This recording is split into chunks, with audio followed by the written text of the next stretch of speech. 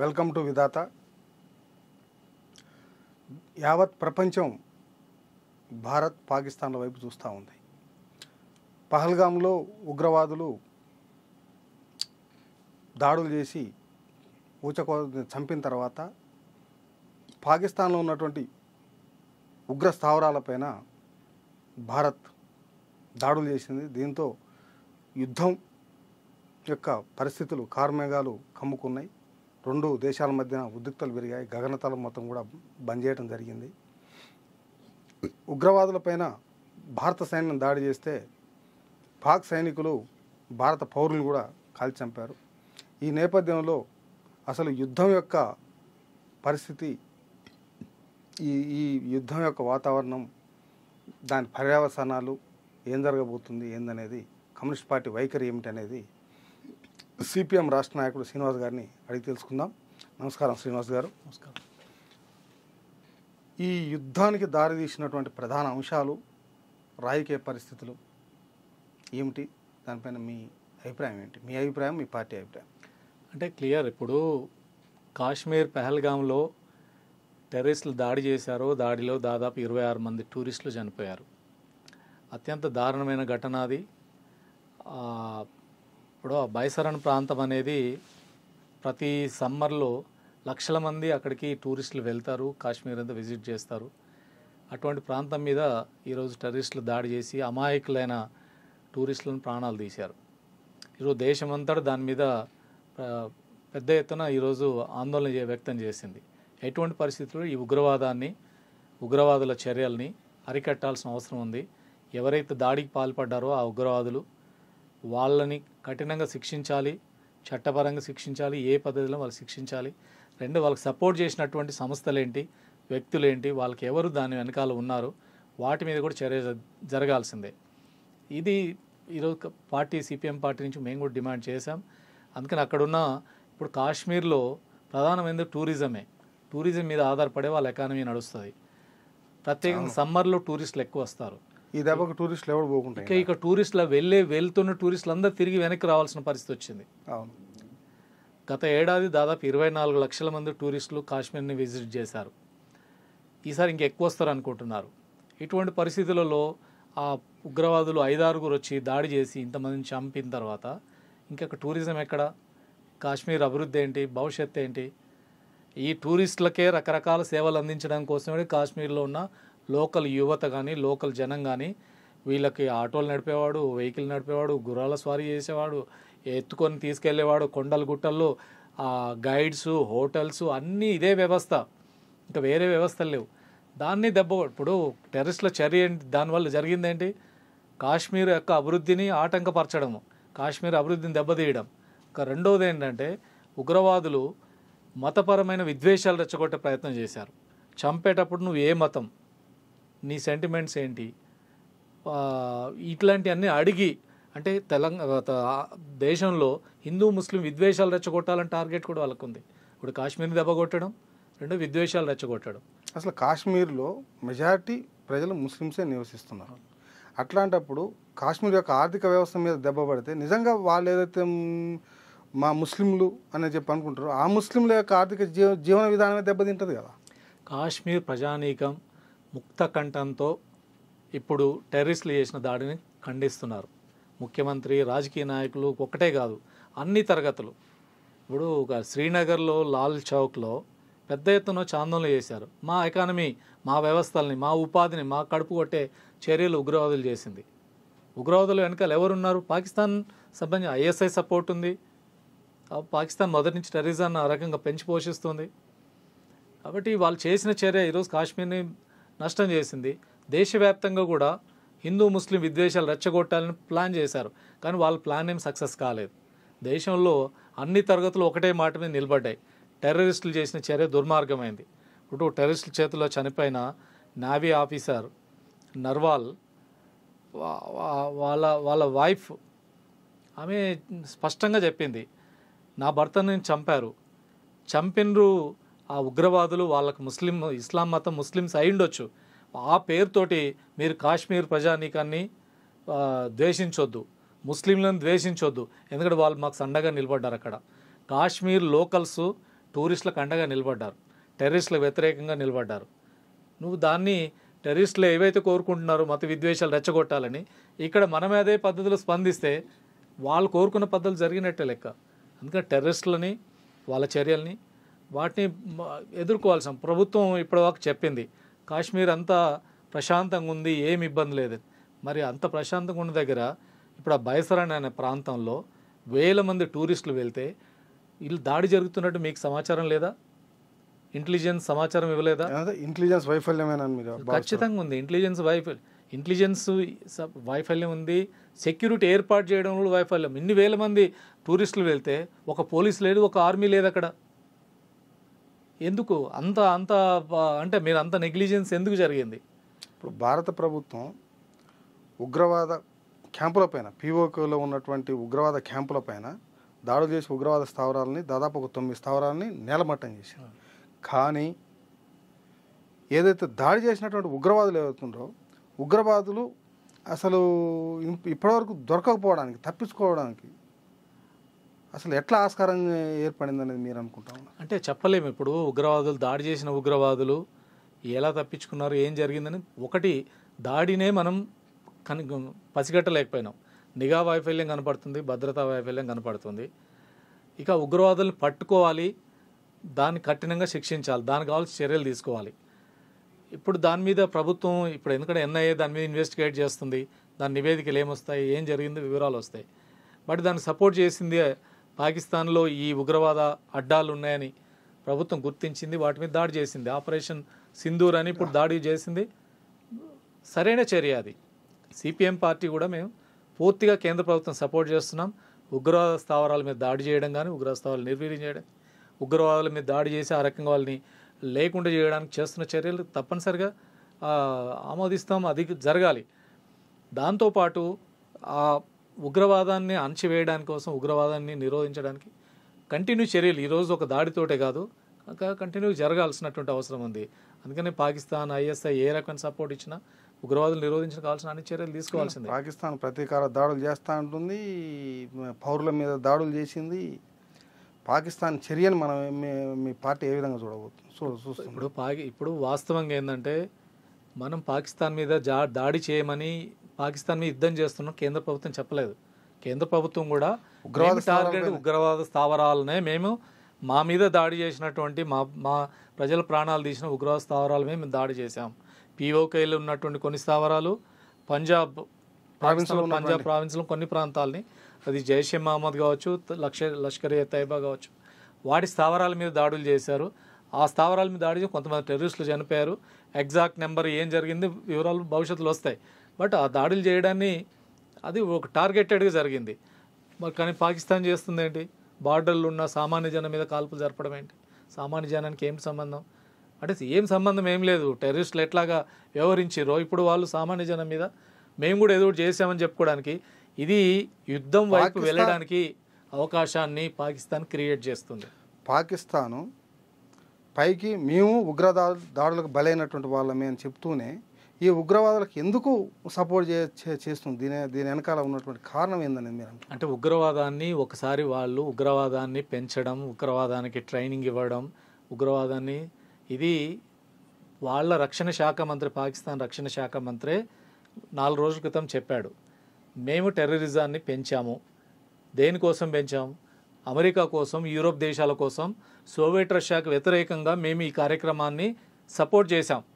ఇప్పుడు అది మా తలకు చుట్టుకుంది, మేము అందులోంచి బయటపడలేకపోతున్నాం. కాబట్టి ఇవన్నీ మేము యూరోప్ కోసం, అమెరికా కోసం చేసామని వాళ్ళ రక్షణ శాఖ మంత్రి చెప్పాడు. నిన్న ఇంకొక వాళ్ళ సమాచార శాఖ మంత్రి మాట్లాడేటప్పుడు, ఇప్పుడు భారతదేశం దాడి చేసింది ఉగ్రవాద స్థావరాలు కాదు, మా సామాన్య జనం మీద దాడి చేసిందని మాట్లాడాడు. సో దానికి కౌంటర్ క్వశ్చన్ వేస్తే, అసలు ఉగ్రవాద స్థావరాలు మేమే నడిపినామని మీ రక్షణ శాఖ మంత్రి చెప్పిండు కదా అని అంటే, అప్పుడు ఈయన సమాధానం ఏంటంటే, మొదట మేము 1980s జరిపాము, 9/11 తర్వాత అంటే అమెరికా మీద ఒసామా బిన్ లాడెన్ దాడి జరిగిన తర్వాత మేము అమెరికాతో కలిసి ఉగ్రవాదం వ్యతిరేకంగా మేము పోరాడుతున్నాం. ఇప్పుడు అంతకుముందు మాత్రం మేము చేశామని సమాచార శాఖ మంత్రి కూడా ఒప్పుకుంటున్నాడు. అంటే ఉగ్రవాద స్థావరం ఒక్కసారి ఉగ్రవాదాన్ని దగ్గర తీసిన తర్వాత, మీకు అడ్డాలుగా తయారు చేసిన తర్వాత, వాళ్ళు దాని నుంచి బయటపడలేకపోతున్నారు. వాస్తవంగా చెప్పాలంటే ఆ పాకిస్తాన్ ఇతర దేశాల కంటే ఎక్కువ ఉగ్రవాదంతో నష్టపోయింది వాళ్ళే. వాళ్ళు ఒకసారి దాన్ని పెంచిన తర్వాత ఎక్కడ దాకా పోయిందో, ఒసామా బిన్ లాడెన్ను ఎక్కడున్న అమెరికా వెతికి చివరికి పాకిస్తాన్ గవర్నమెంట్ తెలియకుండా పోయి పట్టుకొచ్చి చంపేశారు. మీరు ఎవరిని ఉగ్రవాదులు పెంచి పోషించింది మీరు, ఆ రకంగా అది మీ వ్యవస్థకి నష్టం జరుగుతుంది. ఇప్పుడు కాశ్మీర్ మీద వివాదం ఉంటే దాన్ని పరిష్కారం చేసుకునే పద్ధతి వేరు, కానీ దాన్ని అడ్డం పెట్టుకొని మేము టెర్రరిజాన్ని పెంపొందిస్తాం, భారతదేశాన్ని డిస్టెబిలైజ్ చేస్తాం, భారతదేశం అంతర్గత తగాదాలు సృష్టిస్తాం. మీ దేశం మీరు అభివృద్ధి మీద మీరు దృష్టి పెట్టండి. పాకిస్తాన్ అభివృద్ధి అయితే పాకిస్తాన్లో ముందుకు పోతే ఎవరు వద్దంటారు?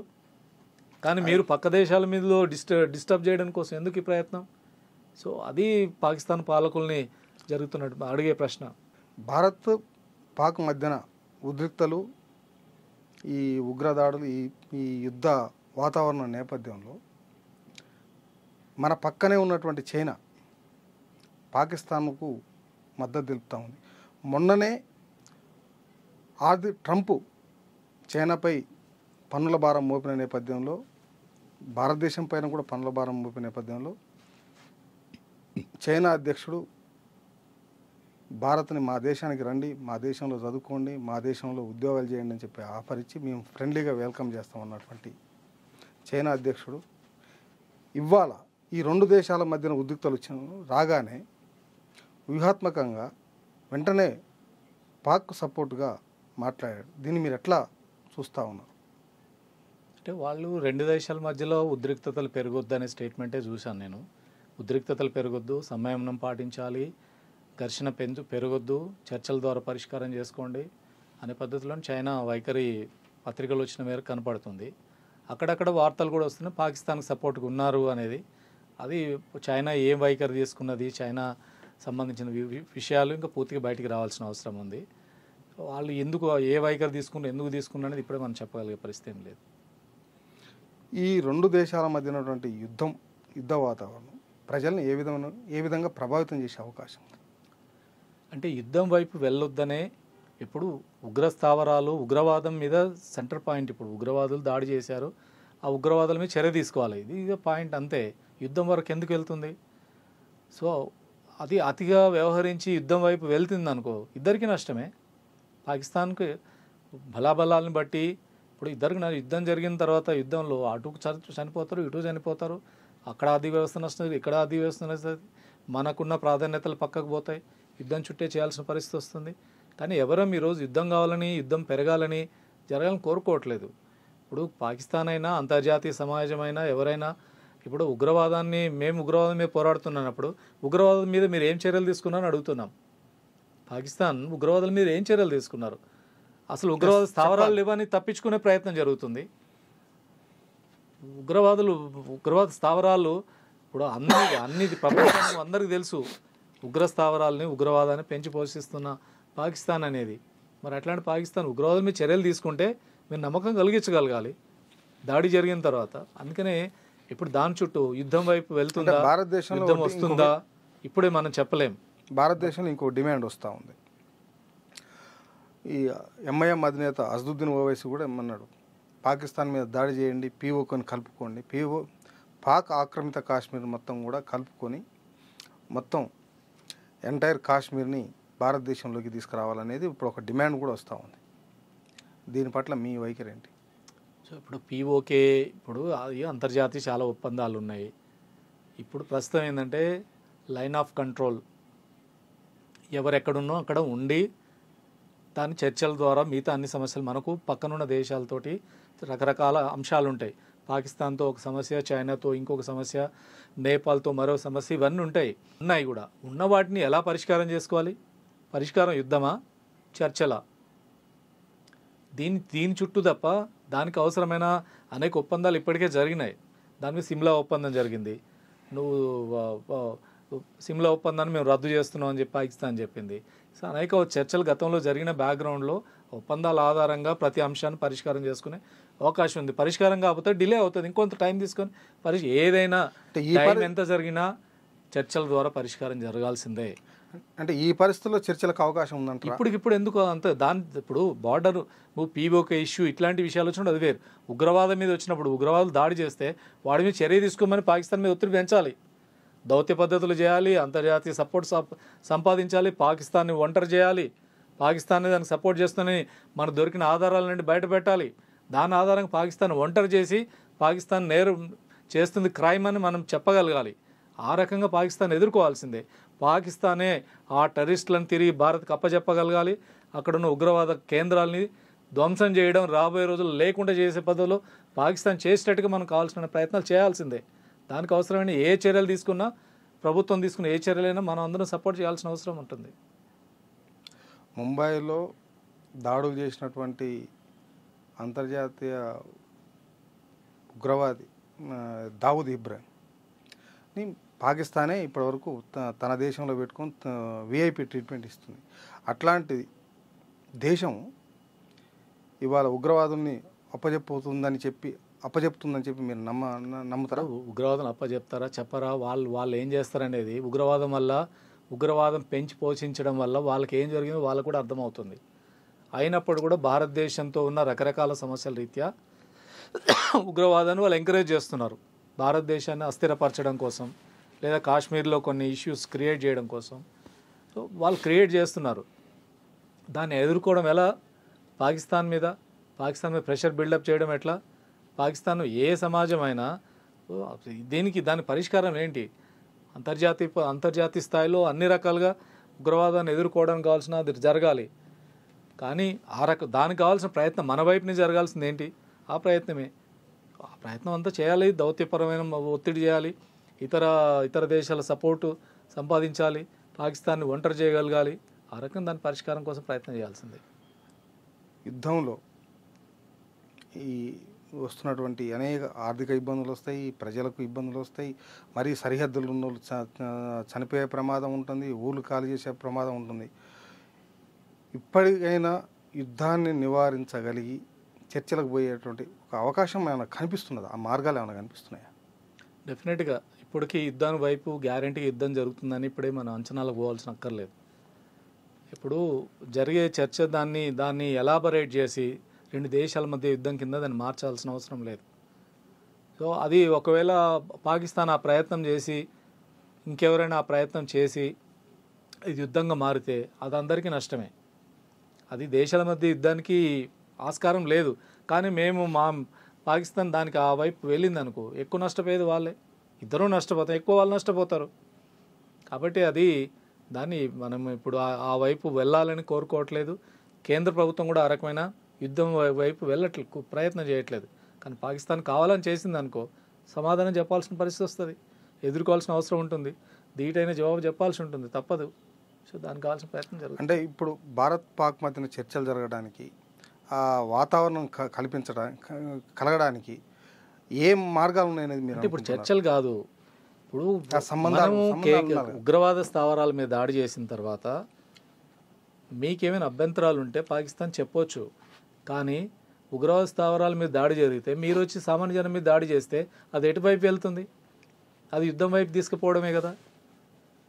సో భారత్కి తప్పనిసరి పరిస్థితుల్లో ఉగ్రవాదులు వచ్చి భారతదేశంలో లోపలికి వచ్చి జనాన్ని చంపేసి వెళ్ళిపోతే మరి వాళ్ళని ఏమీ అనకుండా ఊరుకుంటారా? ఎవరైనా ఊరుకుంటారా? ఇప్పుడు ఒసామా బిన్ లాడెన్ అమెరికా మీద దాడి చేశాడు, టవర్స్ను కూల్చాడు. చాలా సంవత్సరాల తర్వాత మీ దేశంలో దొరుకుతూ వచ్చి పట్టుకొని అక్కడే కాల్చిపోయారు కదా. మీరే దానికి ఆడికి రక్షణ కల్పించారు. ఏం చేయాలి ఇప్పుడు మరి? సో ఆ ఉగ్రవాద స్థావరం మీద దాడి చేయడం తప్పు పడతారా మీరు? కాబట్టి దాన్ని మీరు యుద్ధం కింద మారుస్తాం, దేశం మీద వ్యతిరేకత, భారత్తో మీ యుద్ధం సవాల్ చేసామనుకో ఏం జరుగుతుంది? అందుకని ఈ విషయాలలో ఏంటంటే రేపు జరగబోయే పరిణామాలు, అంతర్జాతీయ సమాజం ఉంది, ఐక్యరాజ్య సమితి ఉంది, అనేక దేశాలు ఇప్పటికే ఇరాన్ మీ ఇద్దరి మధ్యలో మేము చర్చిస్తామని ఇరాన్ వాళ్ళు బయలుదేరారు, రేపు అనేక శక్తులు బయలుదేరుతాయి. సో అది ఏ వైపు టర్న్ తీసుకుంటో చూద్దాం. కానీ పాకిస్తాన్ ఆ రకంగా యుద్ధం వైపు వెళ్తామనే ప్రయత్నం చేస్తే అది వాళ్ళకి ఎక్కువ నష్టం జరుగుతుంది. తప్పనిసరి పరిస్థితుల్లో జవాబు చెప్పాల్సిన బాధ్యత భారత్ కూడా ఉంటుంది. థ్యాంక్ యూ అండి. భారతదేశంలో యుద్ధం వచ్చే వాతావరణం లేదు. భారతదేశం ఉగ్ర స్థావరాలపైన మాత్రమే దాడి చేసింది. ఆ దాడుల్ని సమర్థవంతంగా ఎదురు చేసింది. పాక్ యుద్ధానికి కవ్వింపు చర్యలు చేస్తే నష్టపోయేది పాకే అని చెప్తా ఉన్నారు. ఇప్పటికీ చర్చలు చేస్తూ ఈ రెండు దేశాల మధ్యన యుద్ధాన్ని నివారించడానికి అనుకూలమైనటువంటి పరిస్థితులు ఉన్నాయి. ఇంకా యుద్ధం మొదలు కాలేదని శ్రీనివాస్ గారు చెప్తా ఉన్నారు. Thank you sir.